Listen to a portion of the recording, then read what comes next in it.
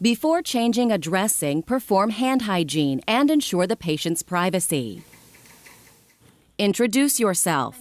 Verify the patient's identity using 2 identifiers. Can you tell me your name? Gary Fulton. Okay. And your birth date? 6/14/1954. Okay. As you explain the dressing change process to the patient, assess his pain level. Check that the prescribed analgesic administered 30 minutes prior has taken effect. Put on a gown and goggles if there's a risk of spray. Position the patient comfortably and drape him so that only the wound site is exposed. Instruct him not to touch the wound or the sterile supplies.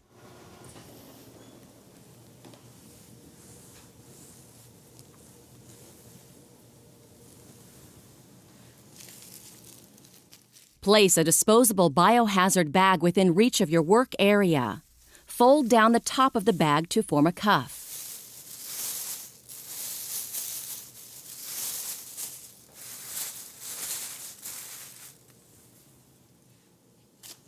Apply clean gloves.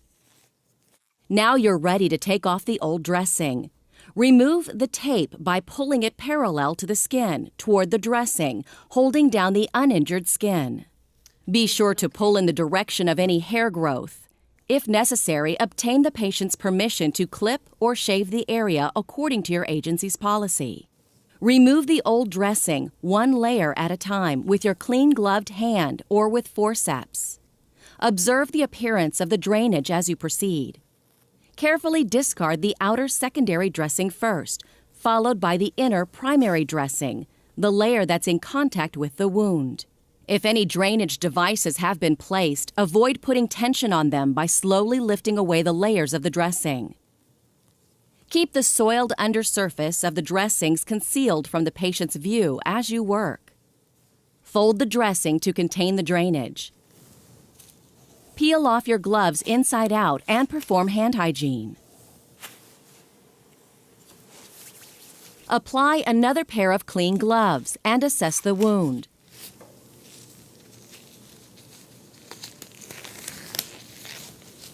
Okay, now I'm just going to assess your wound.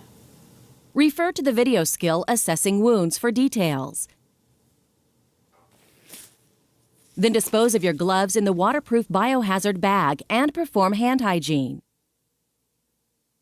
Now create a sterile field by placing a sterile dressing tray or individually wrapped sterile supplies on the overbed table. If a sterile solution has been prescribed, pour it into the sterile gauze. Depending on your agency's policy, you may put on sterile gloves to provide wound care, or you may use a no-touch technique, which calls for wearing clean gloves to hold sterile forceps. If you use antiseptic swabs to cleanse the wound, use a new swab with every stroke, or simply spray the wound surface with antiseptic. As you cleanse the wound, work from the area of least contamination to the area of most contamination. If the patient has a drain, cleanse around it using circular strokes. Begin near the drain and move outward away from the insertion site. Blot the wound dry with gauze, holding it either with forceps or in your fingers while wearing sterile gloves, whichever technique you use to cleanse the wound. If ordered, use a similar technique to apply antiseptic ointment.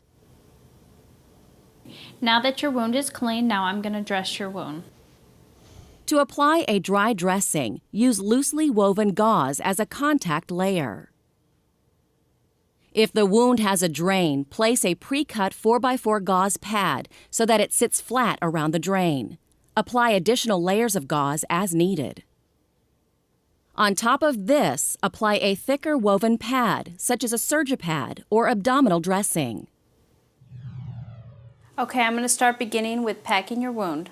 To apply a moist to dry dressing, open a sterile package of fine mesh or loose 4x4-inch gauze and pour sterile solution over the gauze.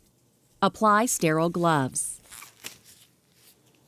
Wring out the excess solution and apply the moistened fine mesh, open weave gauze in a single layer directly onto the wound surface.